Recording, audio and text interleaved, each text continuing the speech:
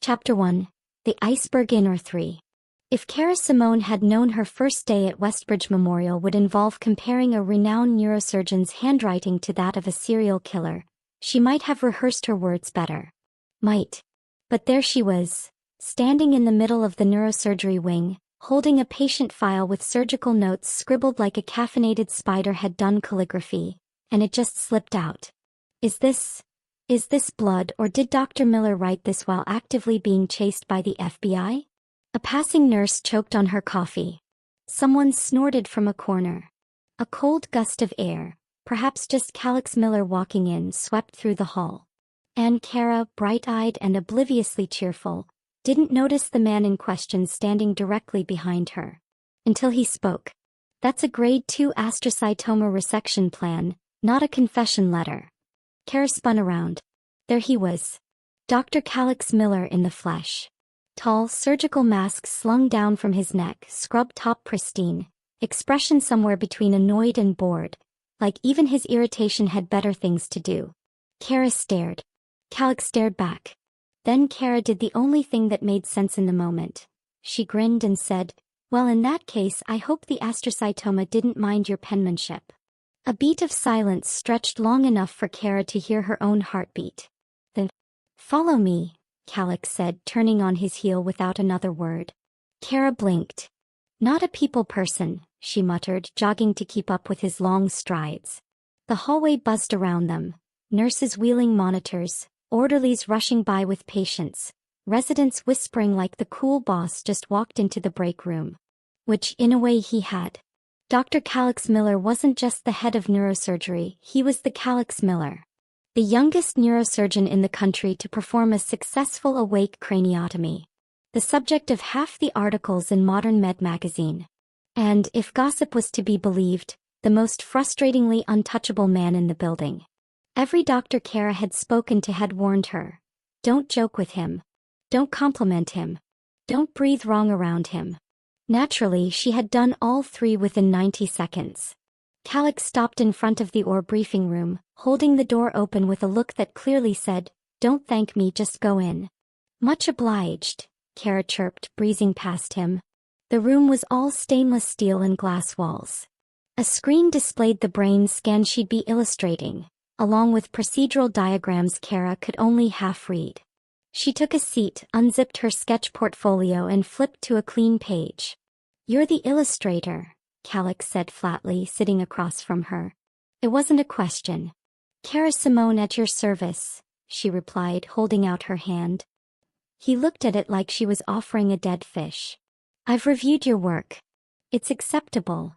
Kara's smile twitched. "That's the nicest insult I've gotten all week." "Thank you." Silence again. Calix tapped at a tablet. She noticed his hands, steady, sharp, and somehow even more intimidating than his scowl. The kind of hands that probably hadn't trembled once in a decade. The kind of hands that would never forget a cut, never miss a vein. "So," she said brightly, trying to fill the silence, "do you always write your notes like you're drafting your villain origin story, or was that just for today?" Calix's brow twitched. Subtle, but it was there. "Are you capable of silence while working?" "Oh, absolutely," she said. "Just not right now." She swore she saw the tiniest corner of his mouth twitch. Victory. An hour passed in what Kara considered companionable silence and Calix probably considered a tolerable lack of noise. She sketched quickly, efficiently, glancing up at the scans, then back down at her tablet. Calix reviewed her work with robotic precision. Temporal lobe structure needs adjusting. This is 4.7 millimeters off.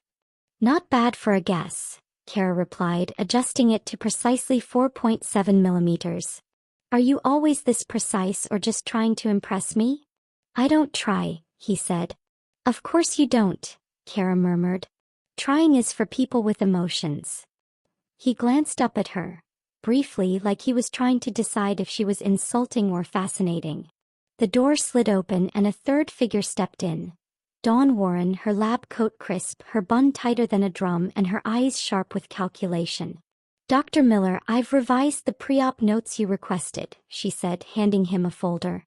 "And I scheduled your Thursday consults back-to-back." I cleared your afternoon so you can prep in silence. Thank you, Dr. Warren, he said without looking up.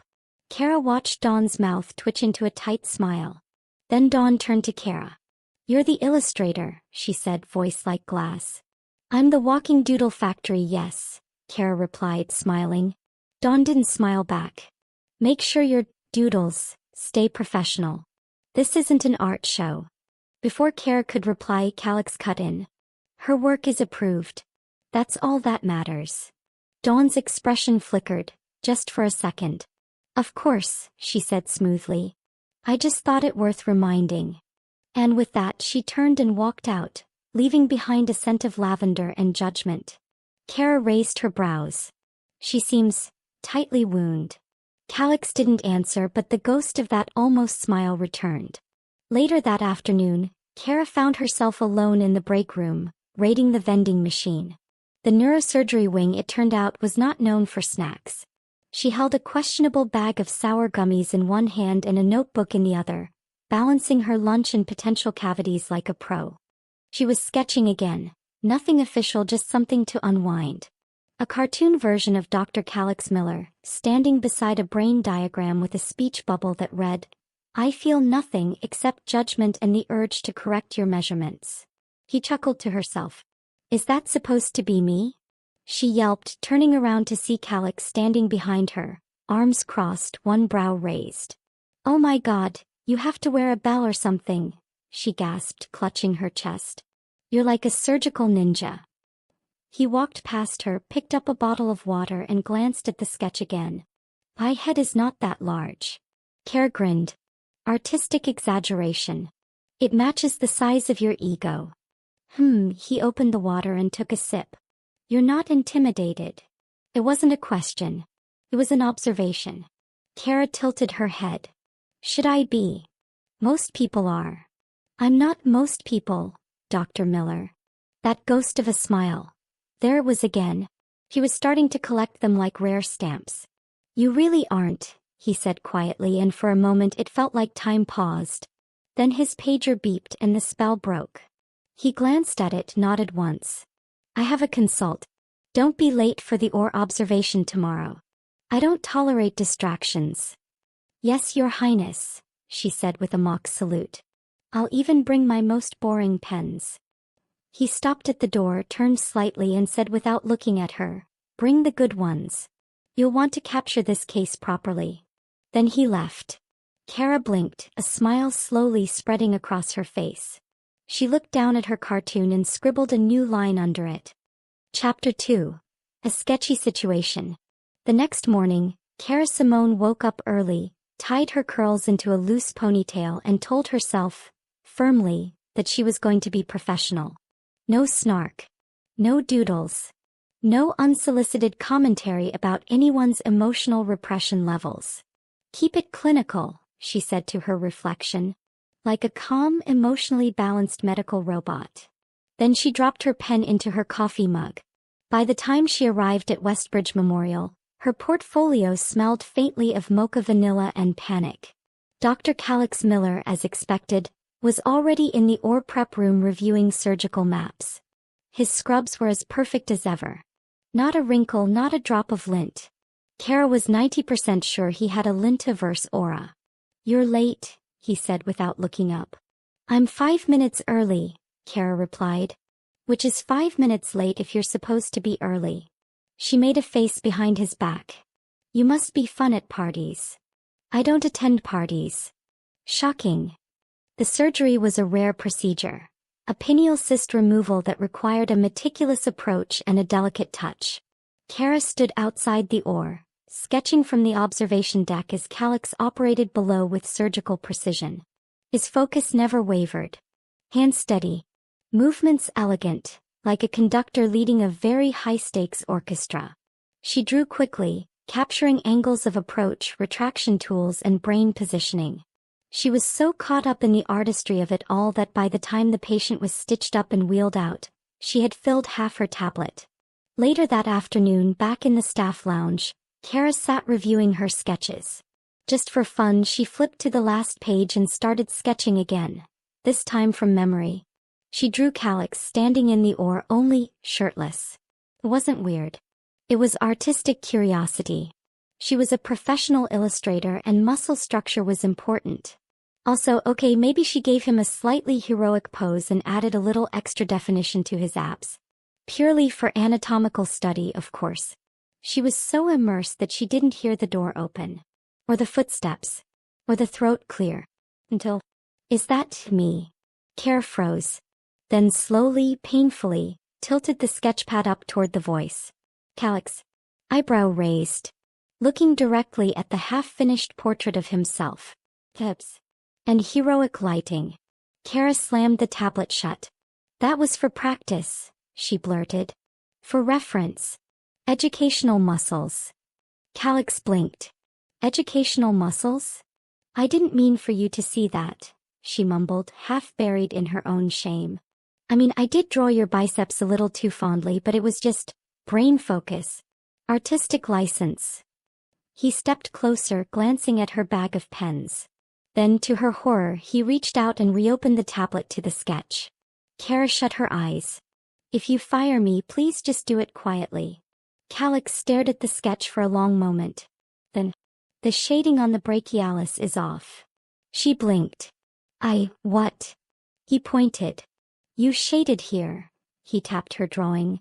"But the angle of light from the oar would cast the shadow across the deltoid. Adjust accordingly." Kara gawked at him. "You're seriously giving me critique notes on your shirtless sketch?" "I'm a doctor," he said coolly. "Anatomy matters." Kara could only gape. Then he turned to leave, but not before adding over his shoulder, "Your style is expressive." And just like that he was gone again. She sank into a chair and whispered to herself, "What is wrong with this man?" Word of the sketch incident didn't travel, thankfully. Calix was far too private to share anything personal, and Kara was too busy wondering how she was both horrified and oddly thrilled. She kept things quiet for a few days, focusing on her job. But something had shifted. Calix wasn't exactly warm, but he paused when speaking to her now. Gave longer looks. Made comments that bordered on teasing if you squinted very hard and had a microscope. During lunch one afternoon, as Kara sat in the atrium sketching cross-sections of the hippocampus, Calix walked by, glanced at her notebook and said, "Still off by 4.7 millimeters." Kara didn't even look up. "Your face is off by 4.7 millimeters. He kept walking.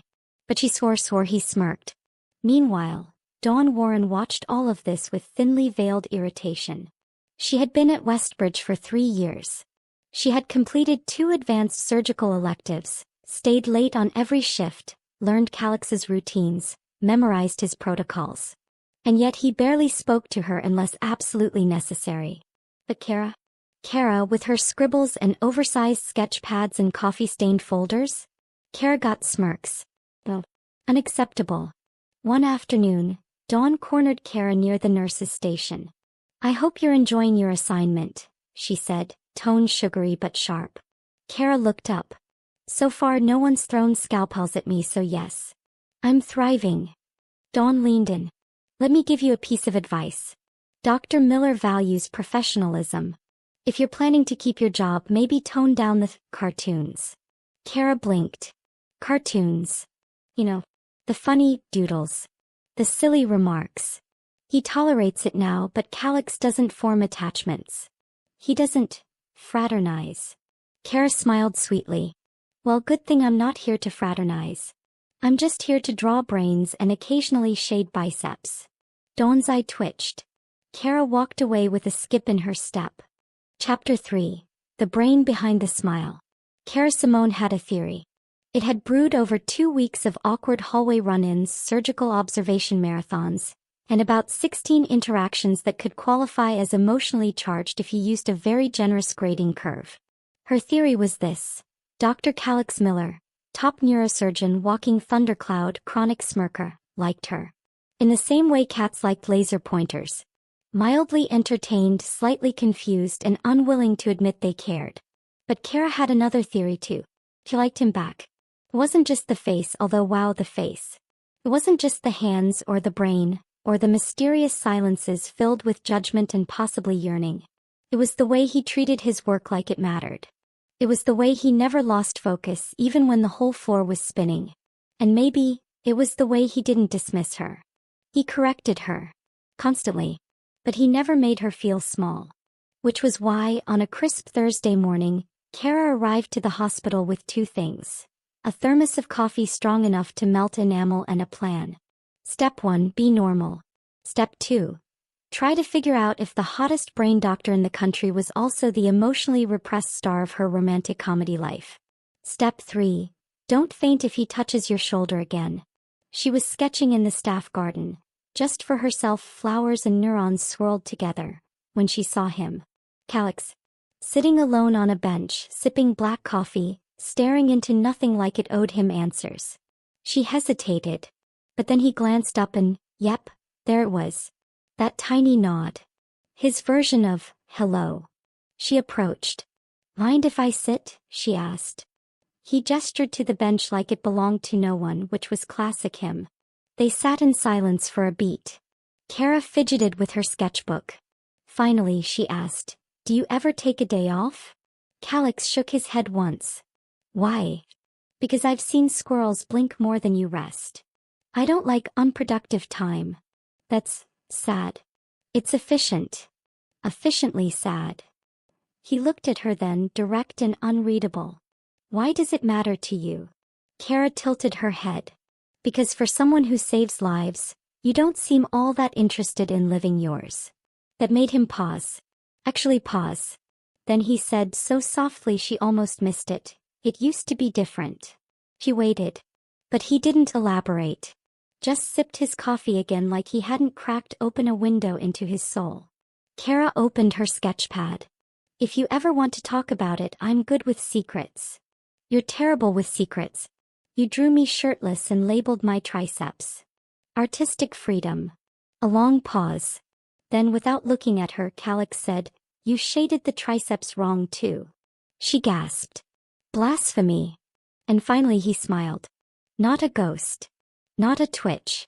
A real smile. He stared at it like it was a miracle.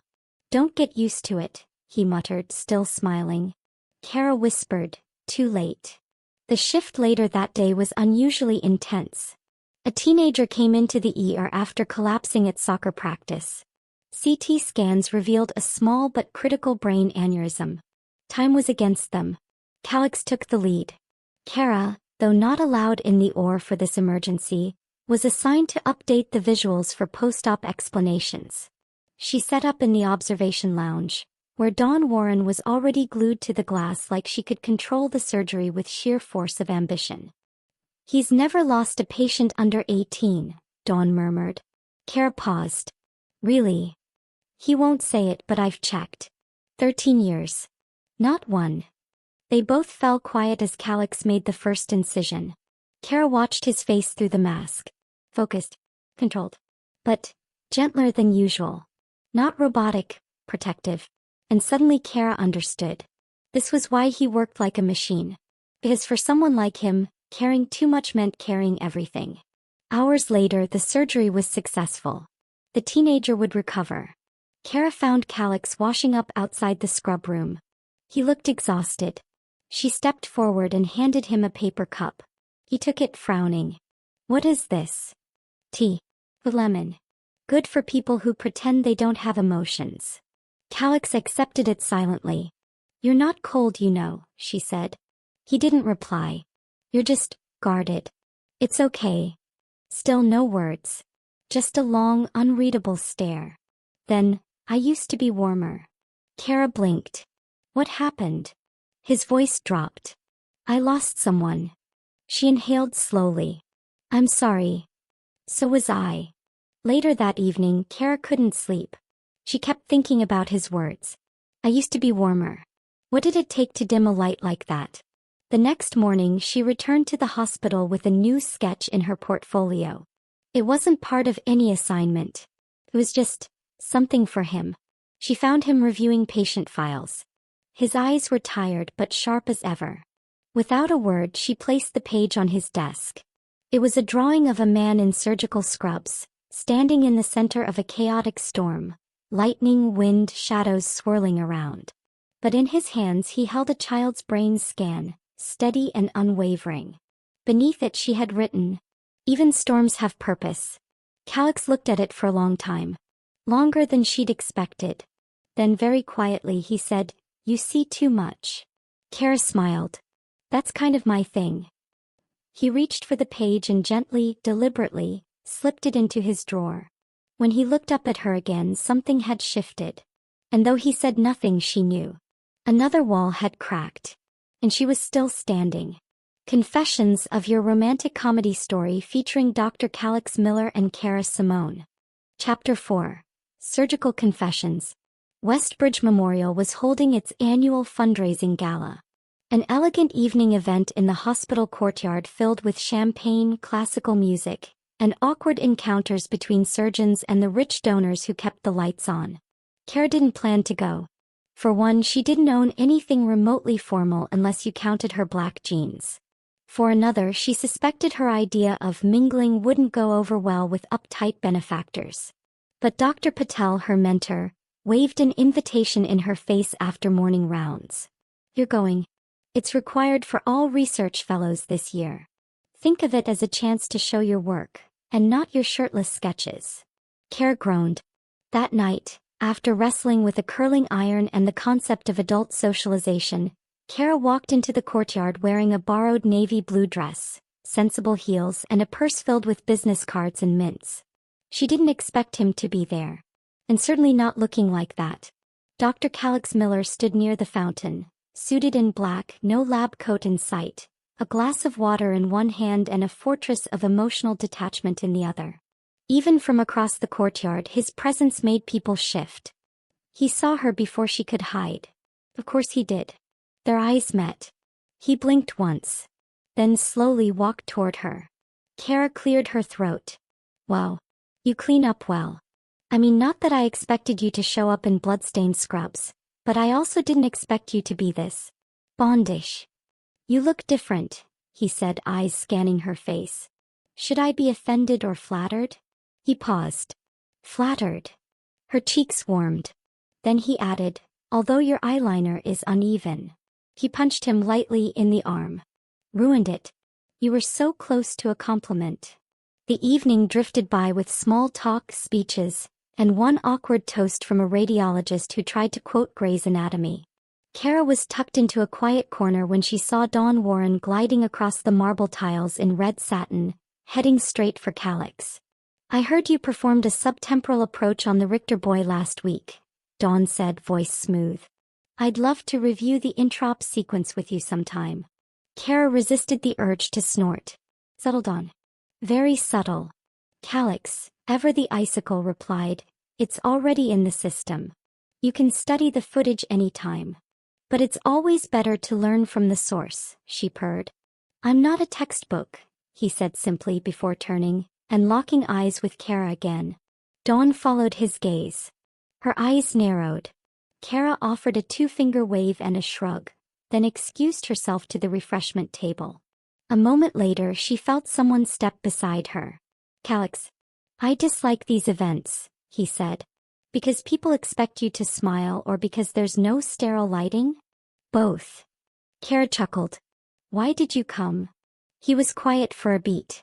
Then, "I heard you'd be here." She turned to face him. "What?" "I'm not good at this," he said, voice low. "But I didn't want to not see you." She blinked. "Twice. It came to a formal hospital fundraiser for me?" He looked sideways. "Is that strange?" "Yes. No. Holy crap." Calix looked vaguely concerned. "Are you okay?" "No," she whispered. "You're ruining all my theories." "I didn't mean to." She stared up at him. "Then what do you mean?"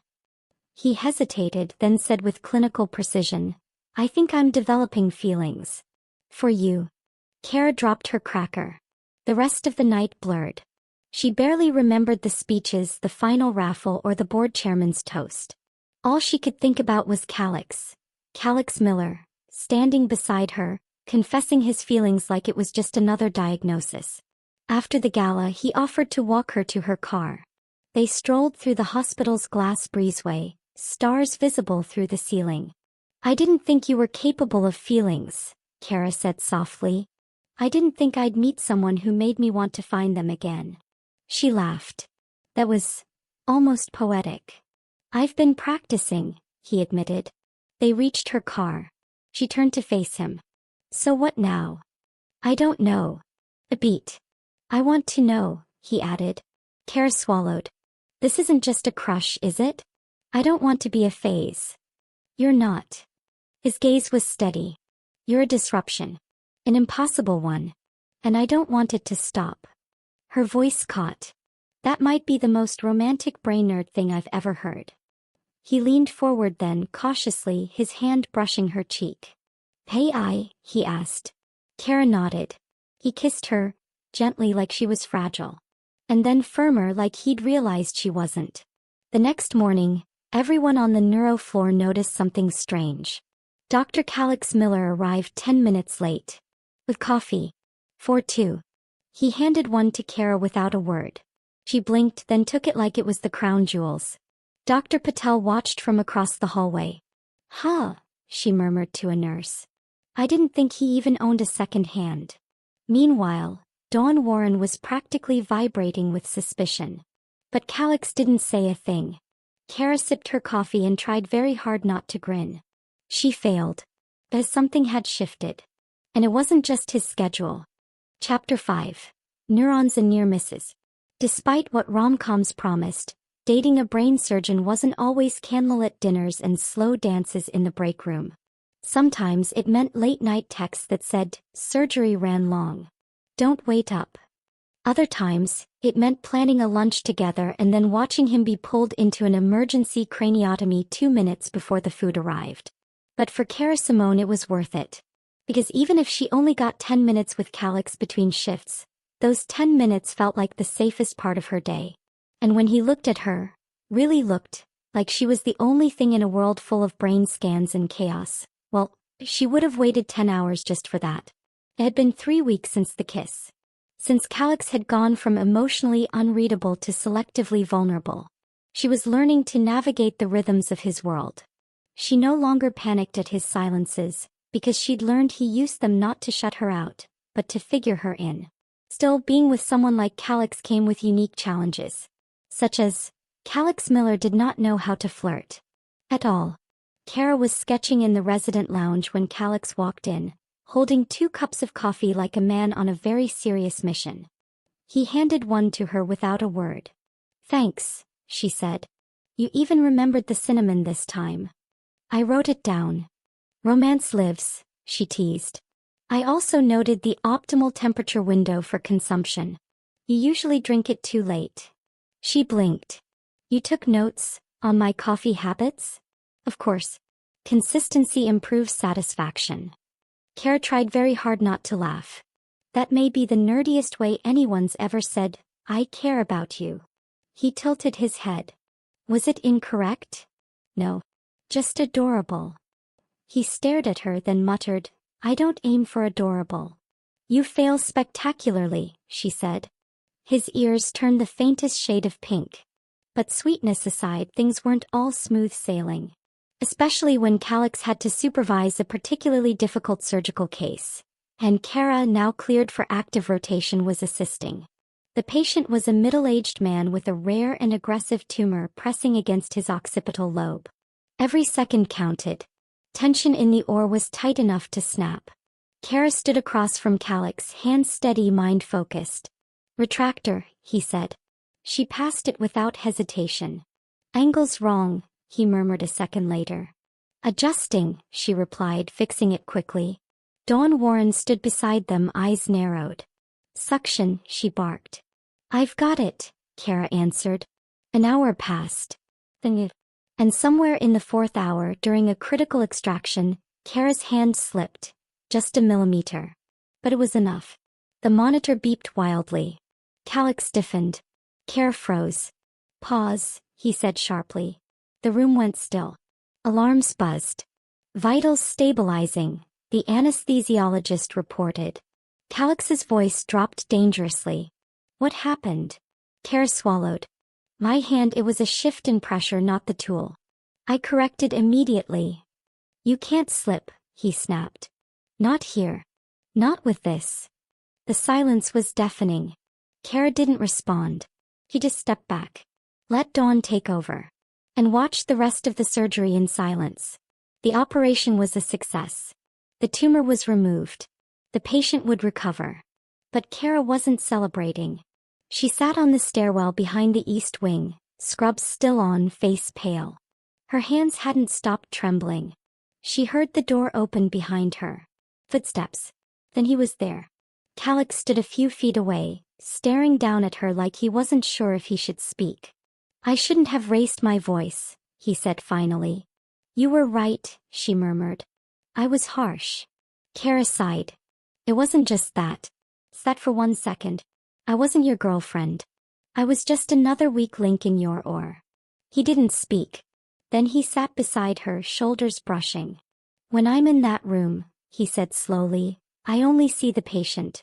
Their chance. Their life. Not even myself. Not even you. I get it, she whispered. No, he said. You don't. She looked at him. He turned, eyes intense. I yelled because I care.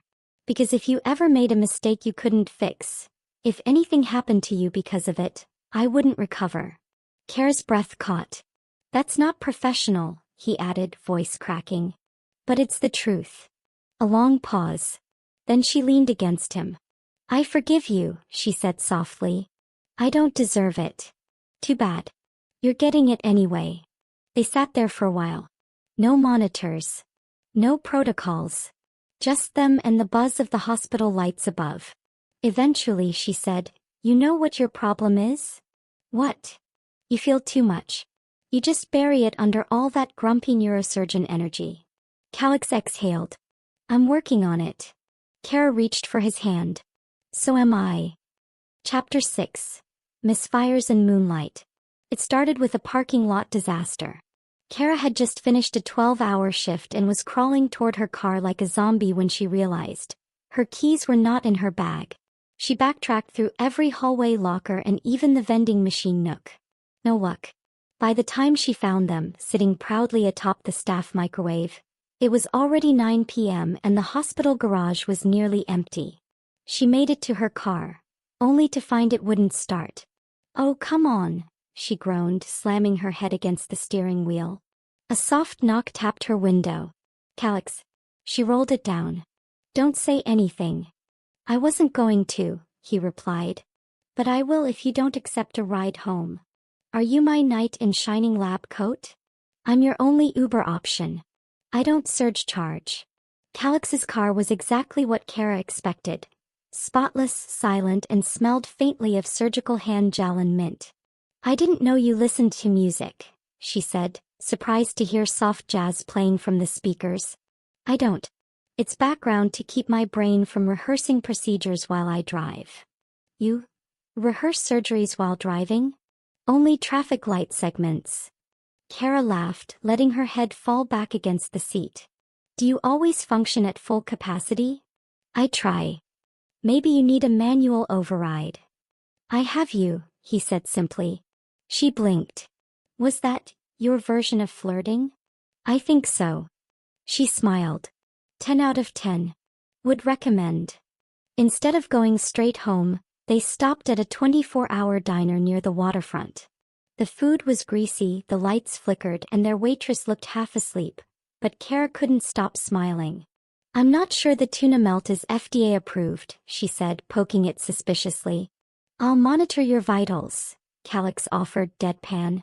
They ate, talked, and argued about the best brain-related movie of all time. Calix was insulted when she chose Inside Out over A Beautiful Mind. When they stepped outside, the moon was high and the night air crisp. Walk with me? Kara asked. Calix hesitated, then nodded.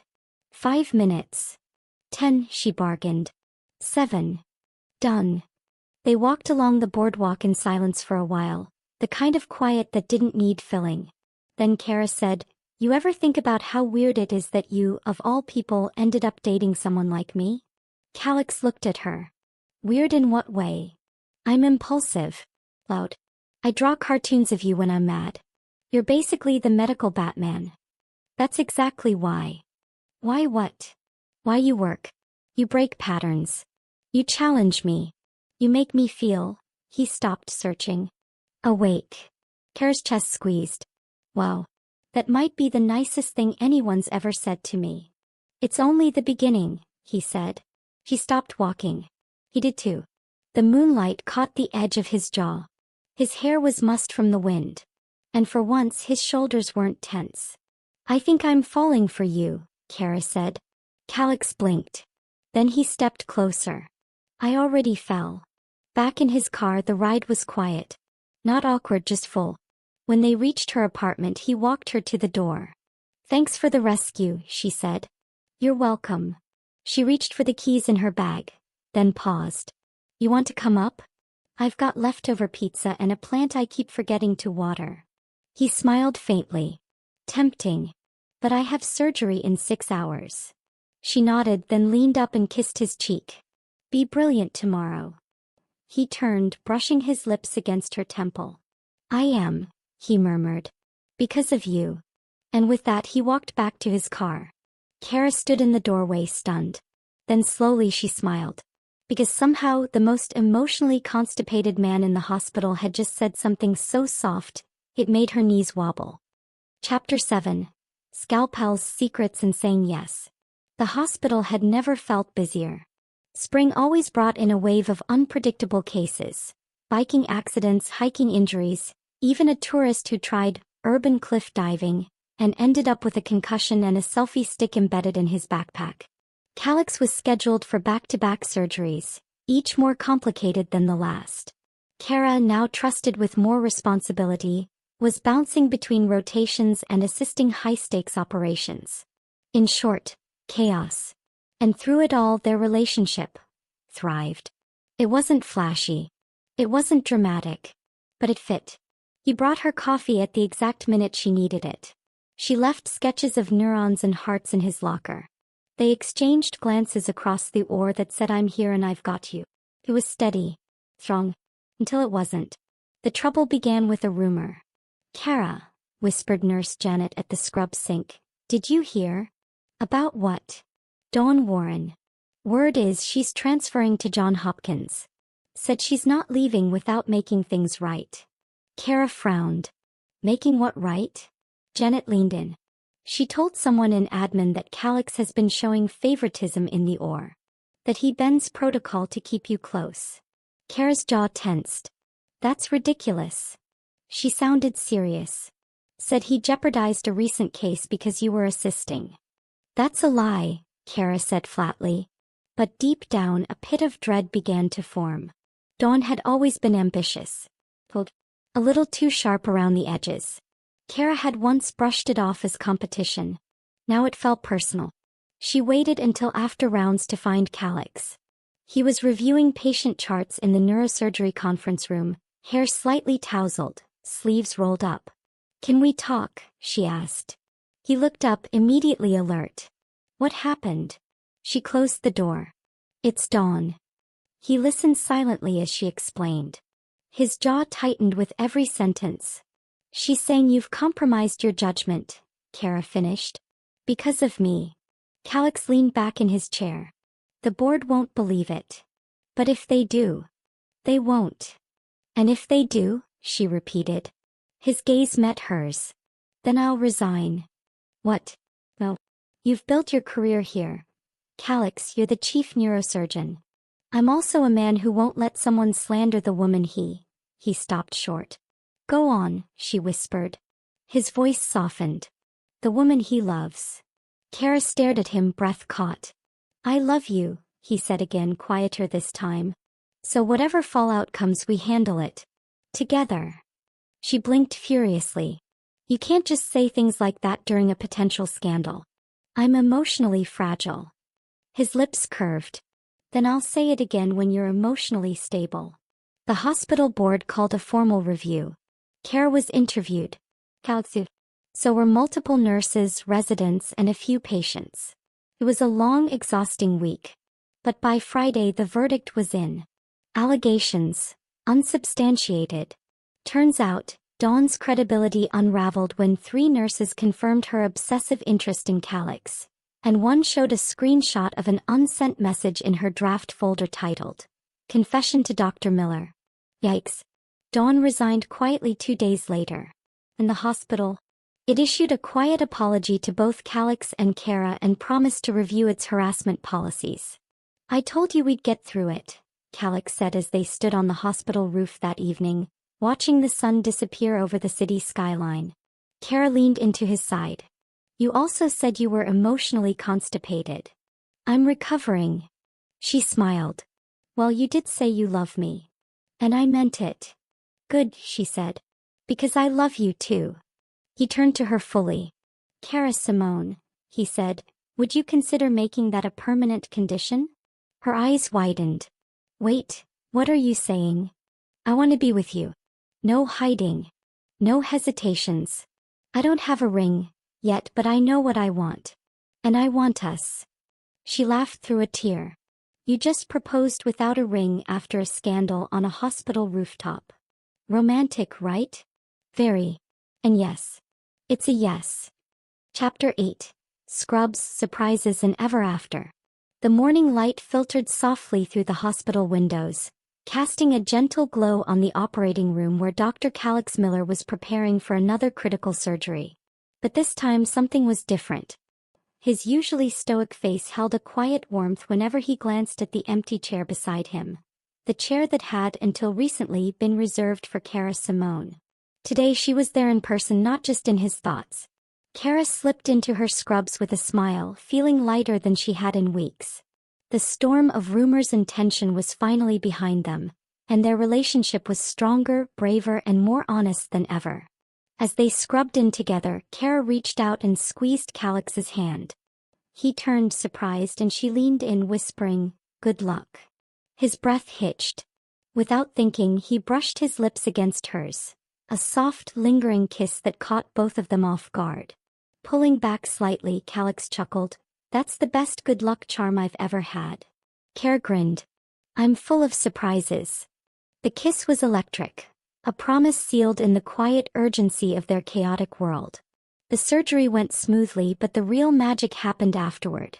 In the hospital garden, beneath the pink blossoms of the early spring trees, Calix took Kara's hands in his. "I meant what I said," he murmured. "I want a life with you. No more hiding." Kara's heart fluttered. He leaned down and kissed her again, longer this time, tender and sure. His hand cupped her cheek, pulling her closer. When they finally parted, Kara's eyes sparkled. "So, what now?" Calix smiled. "Now I make it official." He reached into his pocket and pulled out a small velvet box. Kara gasped. Calix opened it, revealing a simple, elegant ring. "Will you marry me?" Tears welled up in Kara's eyes. "Yes," she breathed, 1,000 times yes. That evening they celebrated quietly with takeout on Kara's tiny balcony, surrounded by twinkling city lights. Calix caught her hand and kissed her fingertips. "You've changed my world. And you've taught me that love isn't about perfection. It's about showing up, even when life's messy." He leaned in, kissing her deeply, his hands tracing the line of her jaw, his heart beating loud against hers. "I'm yours," he whispered. "And I'm yours," she replied, wrapping her arms around him. Under the stars, with the city humming softly below, they knew this was only the beginning. Weeks later, as the hospital buzzed with its usual rhythm, Kara and Calix stood side by side, ready to face whatever came next, hand in hand, hearts intertwined. Calix caught her eye and winked. "Ready for a lifetime of kisses and chaos?" Kara laughed. "Always." And with one last sweet kiss, full of promise and love, they stepped into their future together. Bonus chapter. New beginnings for Dawn. Dawn Warren packed the last of her boxes with a bittersweet sigh. The sterile walls of St. Martin's Hospital, which had once felt like a battleground, now seemed like a closed chapter. Her resignation letter had been accepted, and while the rumor mill had left scars, Dawn was determined not to let bitterness define her. She was moving to a new city, accepting a fellowship at a prestigious medical center halfway across the country, John Hopkins, as the whispers had said. The first weeks in Baltimore were a whirlwind. New protocols, unfamiliar faces, and a city with its own rhythm challenged Dawn in ways she hadn't expected. At first she kept her head down, focusing on her work. But slowly she began to let her guard down. She found herself sharing late-night coffee breaks with Dr. Marcus Lang, a charismatic neurologist with a quick wit and a genuine smile. Unlike the tense competitiveness she'd known before, here collaboration and kindness were the norm. One evening, after a particularly grueling case, Marcus caught her outside the hospital. "You okay?" he asked, handing her a steaming cup of tea. Dawn managed a tired smile. "Better than I expected." Marcus leaned in, lowering his voice. "You're too hard on yourself. You don't have to prove anything to anyone." She looked up at him, surprised by how sincere he seemed. "Maybe it's time for me to stop fighting shadows," she said softly. Marcus's smile widened. "I'm glad you think so." Months passed and Dawn's confidence bloomed. She was no longer the fierce, cold competitor but a doctor who embraced her mistakes, learned from them and found joy in small victories. Her relationship with Marcus deepened, built on trust, laughter and quiet moments in the hospital garden. One afternoon, as cherry blossoms floated through the breeze, Marcus took her hand. "Dawn, I know you've had a rough road. But I see you, the real you. And I want to be part of your journey." Dawn's eyes filled with tears, not from pain this time but hope. "I want that too." Back in the city where she'd left so much behind, Dawn sent a message to Kara. "Thank you for showing me what real courage looks like. Here's to new beginnings." Kara replied quickly, "Keep shining, Dawn. You've got this." As Dawn looked out over Baltimore's skyline that evening, she smiled. For the first time in a long time, she was ready to let go of the past and embrace the future, with open arms. Bonus scene: scrubs, sarcasm and surprise dance moves. It was a rare slow afternoon at St. Martin's Hospital, rare enough that the trio found themselves in the resident lounge, a little cramped but full of exhausted laughter. Calix sat at the corner table, meticulously organizing his surgical tools display. Yes, he did that sometimes. While Kara balanced a stack of patient charts and Dawn was scrolling through her phone with a mischievous grin. "So," Dawn said, looking up, "did you guys know Calix has a secret hobby?" Kara raised an eyebrow. "What, besides being emotionally constipated and terrifyingly perfect?" "Exactly that," Dawn smirked. "Except it involves dance moves." Calix's head snapped up. "I do not dance." "Oh please," Kara laughed. "You tried to do the robot at last year's hospital Christmas party. You looked like a malfunctioning android." "Malfunctioning android is technically accurate," Calix deadpanned. Dawn grinned and pressed play on her phone. The upbeat pop song filled the room. "Come on, show us." Calix groaned but stood, then suddenly busted out a surprisingly smooth moonwalk. Kara's jaw dropped. "Wait, when did you learn that?" Calix shrugged, a rare blush creeping up his neck. Dawn clapped. Okay, your turn, Kara." Kara jumped up and spun, arms flailing wildly but grinning like a kid. Calix tried to imitate, ending with an awkward twirl and a dramatic stumble. Dawn burst out laughing. "Careful, Dr. Miller, or you'll be the next viral sensation." "Only if it's under surgeon breaks patient with dance moves," he replied, mock serious. They laughed until their sides hurt. As the song ended, Calix caught Kara's hand, pulling her into a soft kiss. Dawn raised an eyebrow and smirked. "I'm officially jealous." Calix whispered, "You'll find your rhythm too." Kara giggled. "Guess I'll have to stick around to learn." And with that, the three doctors, dancing, teasing and living, proved that even in the chaos of hospital life, laughter and friendship were the best medicine. Epilogue. Love and scrubs. Calix and Kara's married life.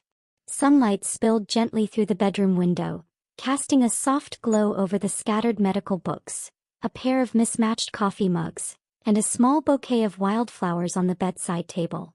Calix stirred awake, still wrapped around Kara's warmth. His hand found hers, fingers intertwining naturally, like they'd done 1,000 times before. "Morning, Mrs. Miller," he whispered, his voice low and tender. Kara smiled sleepily, her hair a tousled halo around her face. Morning, Dr. Miller. Did you dream about saving brains again? Maybe, he teased. But right now my favorite patient is right here. They laughed softly, savoring the quiet intimacy of the moment. Later, in their cozy kitchen, Kara flipped pancakes while Calix brewed coffee. You're making a mess, he said, watching syrup drip down the side of the pan. Only because you distracted me with that ridiculous tie you wore yesterday, she replied, winking. Calix grinned. Hey, fashion is part of the healing process. Their easy banter was the soundtrack of their days, filled with shared breakfasts, late-night study sessions, and endless teasing. One Saturday afternoon they took a break from hospital life to hike a nearby trail, hand in hand. Calix pulled Kara close at a scenic overlook, the city skyline shimmering in the distance. You know, he said, I never thought I'd find this. Someone who understands the chaos, the pressure, and still chooses me. Kara smiled, resting her head against his shoulder. I was going to say the same thing. He kissed her gently, a promise in that quiet moment. No matter what comes next, we face it together. And always with kisses, Kara added with a laugh. Calix laughed too. Always. Their life wasn't perfect. There were long shifts, tough cases, and moments of doubt. But there was also laughter in the chaos, comfort in the quiet, and love in every shared glance and stolen kiss. Because in the end they had each other. And that was everything. The